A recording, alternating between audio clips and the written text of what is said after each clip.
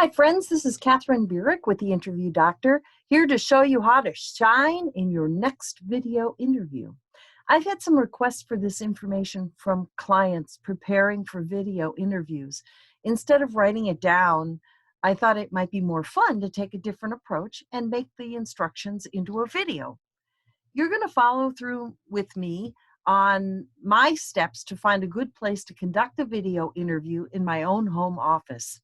You're going to see my mistakes and discover some best practices. Probably you're going to laugh at my mistakes. I know that my family laughed hysterically because they know I actually do those things when I'm preparing for some sort of meeting. They know this is how I talk. You're seeing the real me preparing for a real video meeting. I'm going to warn you that I live on a boat. So the background you're going to see in these vignettes is what I see every day from my boat home. My office overlooks the boats in the marina where we're staying right now. A video interview captures you in your home territory. What are people going to think when they see your home or your home office? Listen, enjoy, and use this information to prepare for your next video interview. Video interviewing has grown over the last few years. Until now, it's almost the preferred method of interviewing when participants are remote, and a lot of people are remote these days. It sure saves money and time on both sides of the hiring process. Some of my clients conducted the entire interview process via video interviewing, including mock presentations on video. There are many forms of video interviewing. Some of the most common are companies using a video conferencing platform to tie in the candidate with one or more company representatives who might be in different locations. You might also encounter the automated form of video interviewing. You receive a list of questions via email or text, along with some instructions on how to access the video software.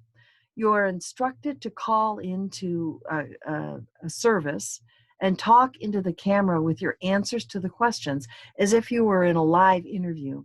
It's kind of disconcerting, and it feels a little bit weird because you know that there actually is no other person on the other end, but this is becoming popular. The preparation is the same in either case. There are two kinds of preparation, technical and substantive, regarding the content of your answers. This program is going to focus on the technical preparation so you look your best and feel the most comfortable in this medium.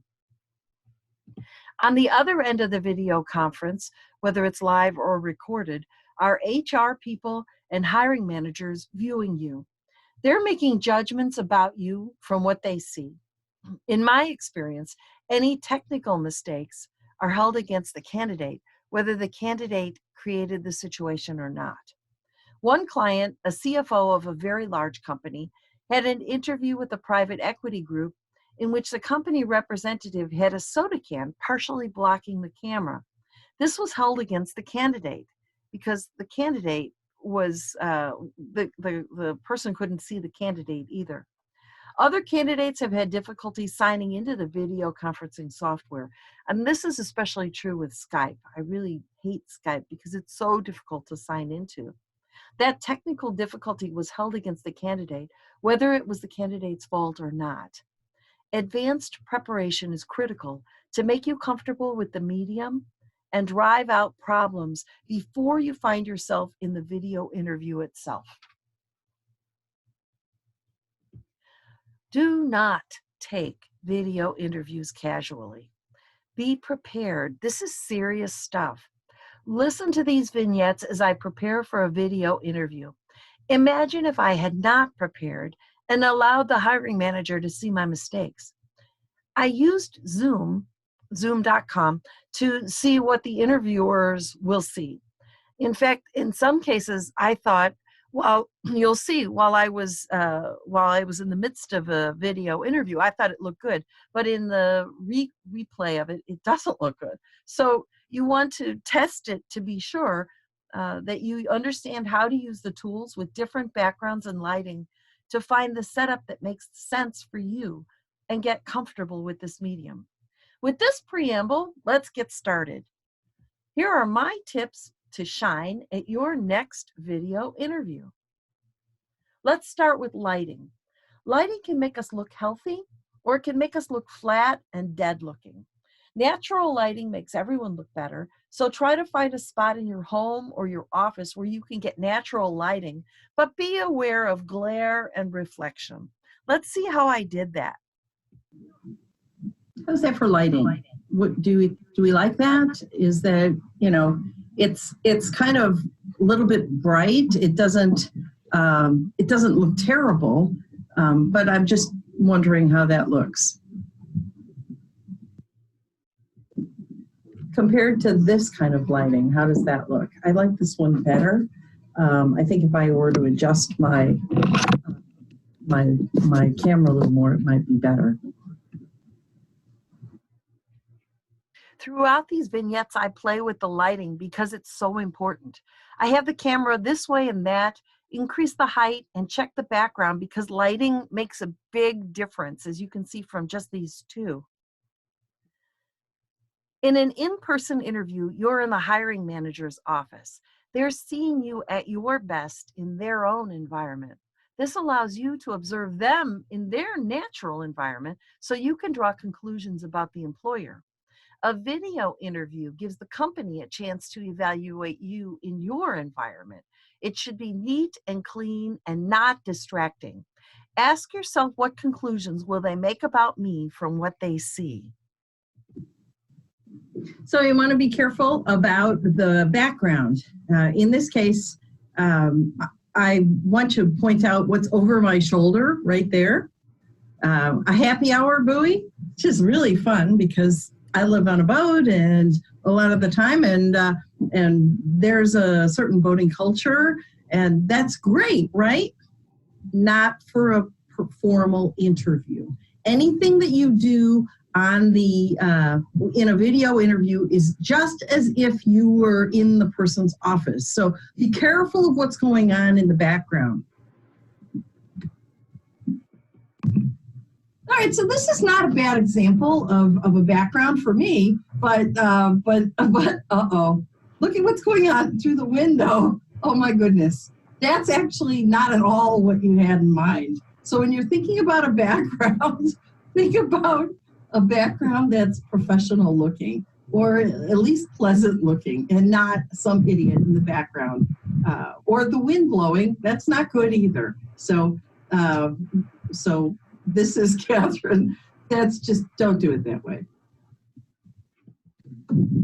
I like this lighting a little better, but it could be that the table in the background is distractingly messy, and that would reflect badly on me. How's this lighting? This lighting is a little bit better, isn't it? I think it looks pretty good. Background is a lot more professional looking. It's at least more subtle, and it isn't messy. Let's try it with a little bit of lipstick. Let's see if I can make this look better. There we go. Yeah. Oh, wow. Look a lot better that way. So now in this case, what I want to do is look at and see what would happen if we were to put something underneath this. So I've got a pile of humor filters here. Let's see if this looks better. Let's see. Oh, look at that. Oh, that's pretty. That looks kind of nice too. The point that we want to make here is that you need to remember what this looks like and go for the best look that you can. Sort of like doing a selfie. Let's see if I can get this a little bit better. Sort of like doing a selfie, because if you're doing a selfie, you want to be sure that you've got your materials around you and you've got everything that you need. Okay, so this is a little tippy with this kind of an item underneath, but I really like this angle and I like the background better. I think if I were to go like this, I would get rid of that doorknob and I would still have the ability to have my hands visible if I wanted them to. It's a good headshot of me. I suppose I could bring it closer, and there we could go a little closer like that. And then I'm looking directly at the camera instead of looking at the little picture of myself or in my own eyes, which does tend to move your eyes in a little bit of a different way. Actually, I like this shot better. So what I would need in order to make this even better would be to put on my professional looking outfit, the pants and the top, because we don't want to be caught wearing our jammies or shorts or something inappropriate on the bottom and look nice just from the waist up. Actually, that lighting isn't flattering at all, is it?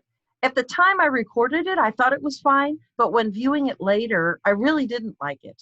My face was shiny and kind of glary. That background failed me too, with those palm trees growing out of my head. I bet this spot would work fine in terms of lighting in a different time of day, maybe the afternoon when the light is less glary. And I can adjust my seat so the palm trees aren't growing out of my head, but I wouldn't know that unless I tested it in advance. Now, camera angles make a huge difference. Like a perfect selfie, we want the camera to capture us at our best. Now, these vignettes show some ways the camera can undermine or support us. So what kind of impression does this make? I know someone who sets their camera up exactly this way on purpose. I don't understand why, but don't do this in a job interview. It doesn't leave the right impression. They want to see you. They want to understand who you are.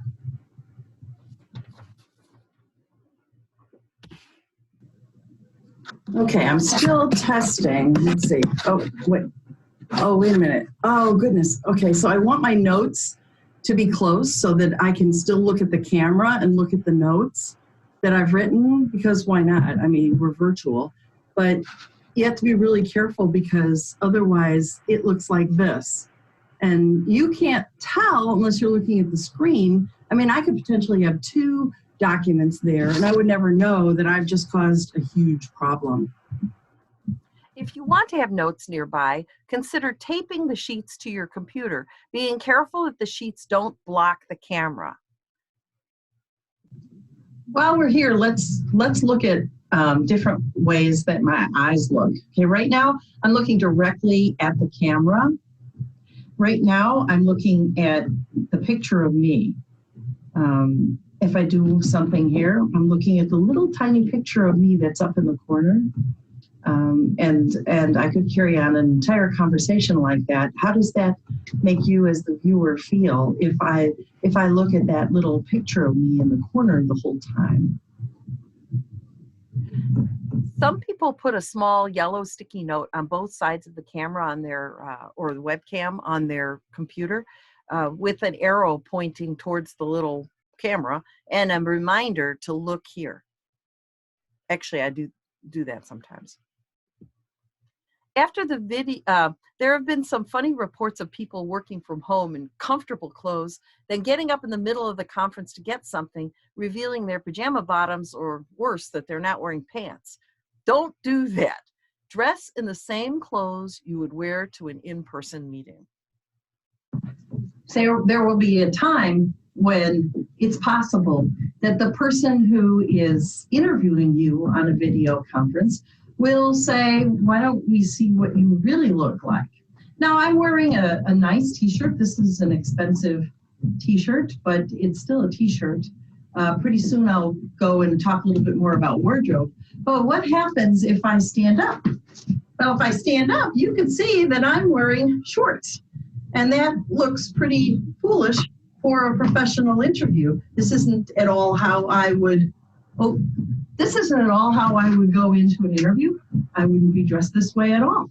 I would be dressed much more professionally. We'll take a look at that in another video.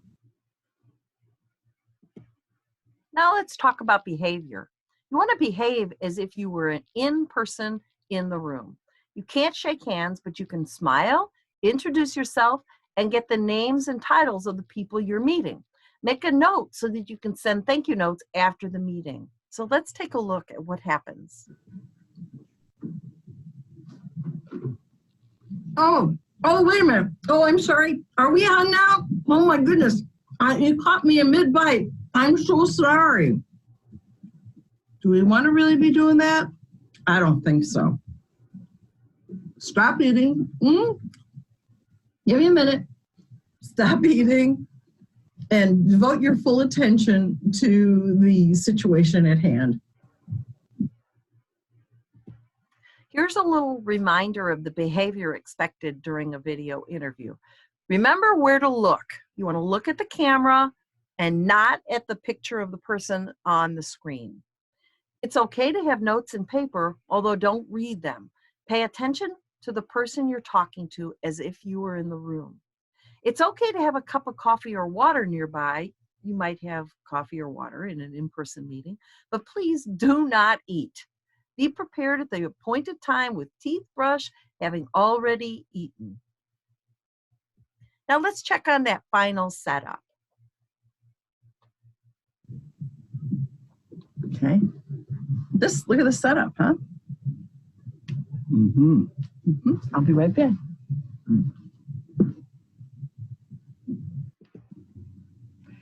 What do you think of this? I think this is my final decision. I like the neutral background. I like the lack of distractions. There's no palm trees growing out of my head. The lighting is nice. It makes me look pretty decent. I like the way that my clothes look. I'm wearing pants. See, I'm wearing pants. This is my Sunday go to interview outfit. This is my business meeting outfit. This is it. Let's preserve it. I'm going to take a picture of the setup so that I can remember exactly how I set this thing up. I hope you have had as much fun as I have in creating these videos, that you learned something, and that you set up your video interview in advance so that you can look the best that you can possibly be in your next video interview. So what do you think of this setup? As I said, I like it very much. I do agree that the neutral background is better for a job interview than the marina background. I don't want to deal with those kinds of questions early in the interview process because I don't want people to judge me for my lifestyle choices. I bet there are items in your life you don't want to share either. Be sure you set up your video interview with that in mind. After going through all that work to find the right background and lighting, take a picture of your setup so you can replicate it on the day of the video interview. Notice that the computer with the webcam is sitting on top of a box. Don't assume the computer has to sit on the table. You might have to pile books, maybe more than 1 or 2, maybe 5 or 6 books under your computer to lift it up to the angle that makes you look the best. Now, so here's your video interview checklist, your preparation to shine at your next video interview. Be sure you can put a check mark in each box prior to your interview. We want you to look your best, to make the best impression so you get the job you want. Remember, be yourself, have fun, and give your best because you're prepared. I hope you've had as much fun with these ways to prepare as I have. I've had a blast showing you how to prepare for your next video interview. I know I enjoyed making the preparation real for you. Please reach out at any time if you have questions. You can contact me directly at Katherine@interviewdoc.com or share a question for the group at the Interview Doctors LinkedIn group, which is called Resume and Job Search Tips with the Interview Doctor. We can provide personal coaching if you want to take this one step further. I wish you all the best in your job search adventure.